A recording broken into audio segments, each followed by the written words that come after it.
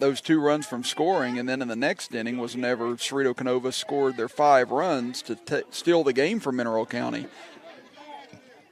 That's a 4-pitch walk to Dixon. Now you get John Henry Stepp coming to the plate for his first appearance.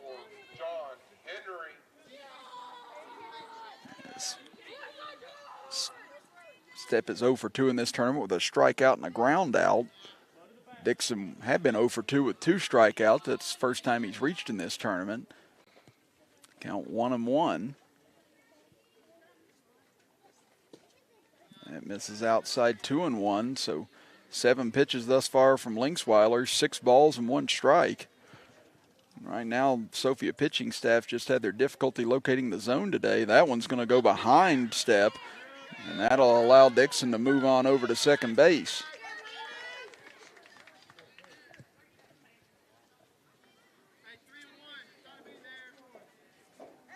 As we said, almost every bat feels like it's gone deep into the count. There will be strike 2 at the knees. Again, 4 walks issued between Linksweiler and Nelson thus far in this game. Only 1 walk given up by Ceredo-Kenova pitching, and that one almost caught Stepp in the face mask, but he's able to get out of the way. And that'll be a walk. So back-to-back walks to start out the top of the 3rd inning. Now brings things back to the top of the order for Ceredo-Kenova and Harrison Riggs. Riggs 1 for 2 today. Singled into center field in the 1st inning and struck out in his 2nd plate appearance. And not sure what the conference is over here, but home plate umpire has Riggs and one of the Ceredo-Kenova coaches off to the side.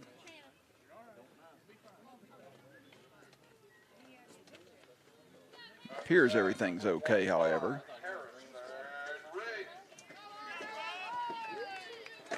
So now Riggs will climb in. As we said, he's been hot in this tournament, one of the hotter hitters. 6 of 8 now overall. All 6 hits have been singles, and that's a strike on the inside corner.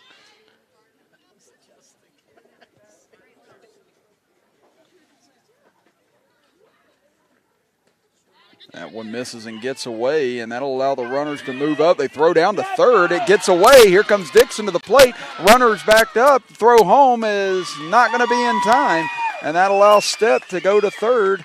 And Ceredo-Kenova gets the run they lost back immediately and take an 8-1 lead. Again, it was backed up nicely by Bradbury, and they had a play at home. But unable to get the out again. There you see Riddle thought that he had made the grab on that, and then thought he had a play on getting Dixon, but the throw sailed over Varney's head, and then the throw home not in time. Still nobody out either here in the top of the 3rd inning. And Landon Dixon with a run scored. Now a little bit of a delay here as we get set to go back to action. Still a runner at 3rd for Ceredo-Kenova as Riggs takes it inside, 2 balls and 1 strike.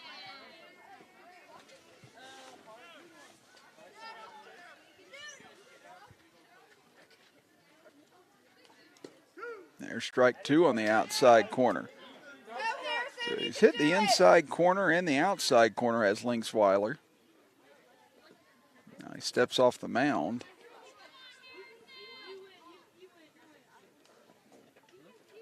Linksweiler ready, trying to get the first out of the inning. This one he ripped back up the middle, almost took Linksweiler's glove off. And that'll be an RBI single for Harrison Riggs, as that was just letting the bat meet the ball and using the speed against Linksweiler. And it is now 9-1 in favor of Ceredo-Kenova. Again, their bats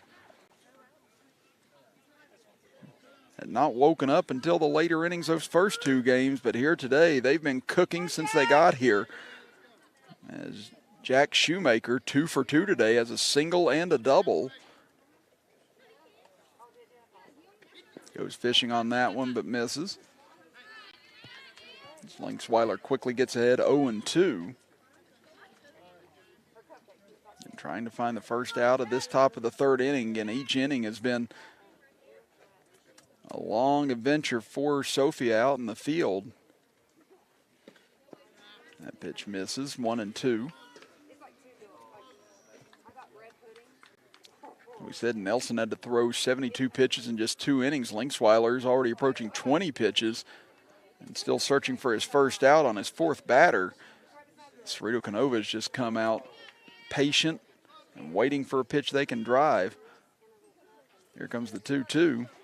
Shoemaker lobs it into the air. Picked up over at third base and caught out of the air by Hajash for out number 1. So they retire Shoemaker for the first time. And the batter now will be Isaiah Sanders. Sanders 2 for 2 today. Had a 2 RBI triple and then a 2-run home run. So he's got 2 home runs, 2 triples, a double, and a single in this tournament. As we said, he's right there with Lance and Orndorff. And Jesus Purdue in difficulty of getting out. Grounds to Purdue. Throw to second. Not going to be in time. As Riggs with a lot of speed able to get over there. It was a good play by Hajash at third, but the speed of Riggs just too much, and Sanders will be able to reach at first on the fielder's choice. There you see it was close play, fielded cleanly. Nothing wrong done there by Sophia, but just too much speed overall by the leadoff man of Ceredo-Kenova. Now you get Brody Spencer coming up, 1 of 1 today. Was hit by a pitch in his first plate appearance, then ripped the double his second time up. As we said, this is first game of this 2020 Little League State Tournament. Didn't play in either of the first 2 games. This one hit hard back up the middle, and that's through for a hit. They're going to round Riggs and bring him home. Here comes the throw to the plate, not going to be in time. And now the lead has ballooned to 10-1. Snap throw back down to try and get Sanders, but he just barely gets back to the bag. And an RBI single by Brody Spencer, so he has made up for lost time here today. And has added an extra boost to this offense since his arrival. And there you see the throw back to second base on our little general instant replay. And you can see Sanders did get back to the bag in time. That was right in front of us. And you could see the tag was just a little behind on the throw as Bo Farley stands in 0 for 1 today. He's walked and grounded out to first his last time up. Again, a 10-1 lead here for Ceredo-Kenova. They look to advance on to the state championship tomorrow, scheduled for 6 p.m. Strike 2 on the outside corner. And if there's a change to the schedule, we'll let you know before we leave the air tonight. Again, thunderstorms and rain in the area in the forecast for tomorrow as Farley chops one towards second, fielded by Austin over to second for 1. And they won't have a play at first as Farley able to beat it out. So smart play that time by Bradbury, just hanging on to the ball. Does move Spencer over to third base. That will bring up Miguel Kane. And Kane's still searching for a hit today. Again, he's 1 for 7 in this tournament. He's struck out and he's walked thus far. And just looking in the Ceredo-Kenova dugout, still taking a look at Spencer's elbow after he got hit in his first at bat today, right on that spot.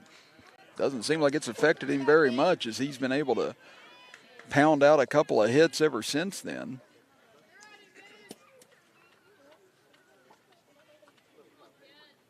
Linksweiler readies himself. Here's the 0-1.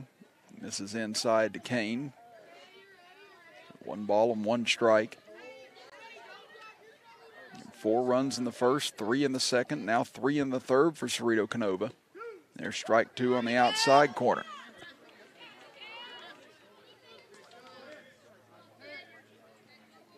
Linksweiler, 30 pitches. This will be number 31, and Kane spoils it, fouls it back to the screen.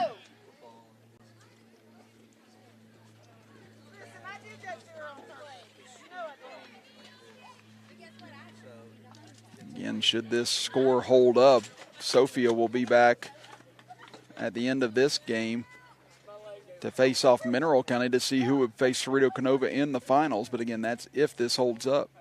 And now a balk is called, I think. Oh, okay, I thought I saw the home plate umpires say balk at first. It's an illegal pitch. Okay, so they call it's actually an illegal pitch in Little League. Beg my pardon. So it's just a ball, so it doesn't allow the runners to move up again. In high school and on up, that would be a balk, and that would be a base. And there's strike 3 as Linksweiler puts Kane down.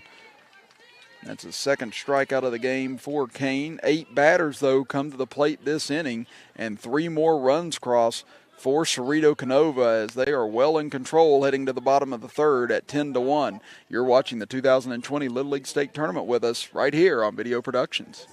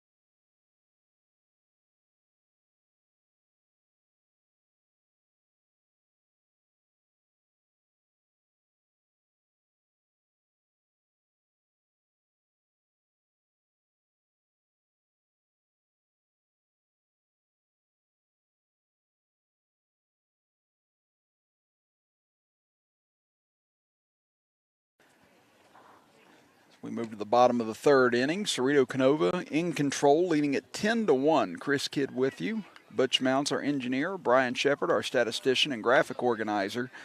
As Isaiah Sanders will come out here for his second inning of work. Again, they pulled Harrison Riggs with a 7-0 lead so that he would be available for tomorrow. Again, in Little League, if you pitch 20 or less pitches, you are available to come back and pitch the next day. So they're leaving it up to Sanders to try and keep Sophia at bay. As the first pitch to Linksweiler fouled off. Looks like caught the umpire in the shoulder as he's walking it off right now. We've seen a couple of tough foul tips today. May have caught him right in the side of the neck as it came through, so we hope he's okay.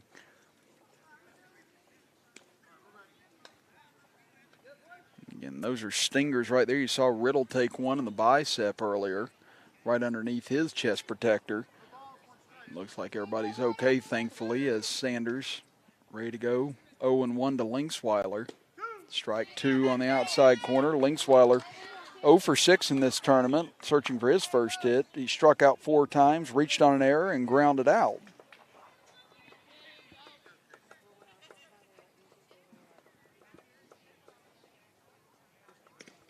That one fouled off again. Looks like that one caught Farley and the home plate umpire.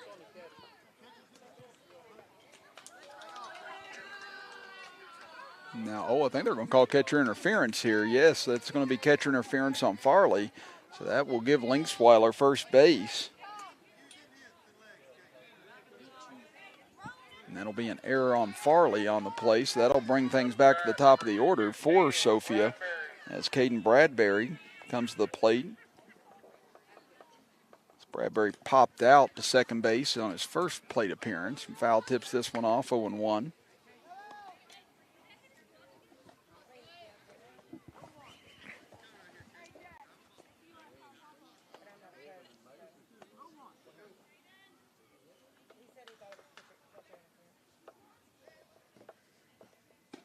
Swing and a miss. Good location pitch there by Sanders as he had the bottom drop out of that one for strike 2.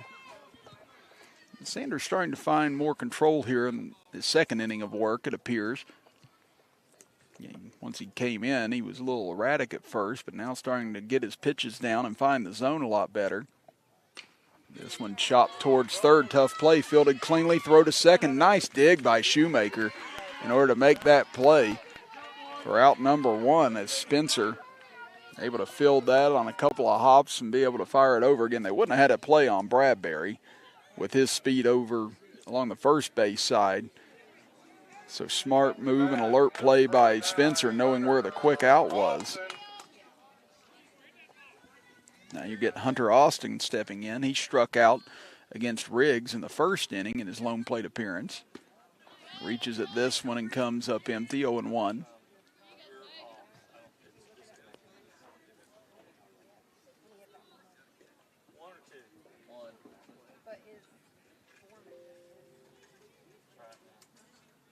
This one hit high in the air to center field, coming on and making the grab for out number 2 is Miguel Cain. Miguel Cain had a couple of really nice plays in center field on Saturday as well. And Ceredo-Kenova's win over Central Greenbrier. And he covers a lot of ground. Again, there was a ball that was hit, looked like destined for the gap and a couple of bases in that game against Central Greenbrier, and he was able to range over and rob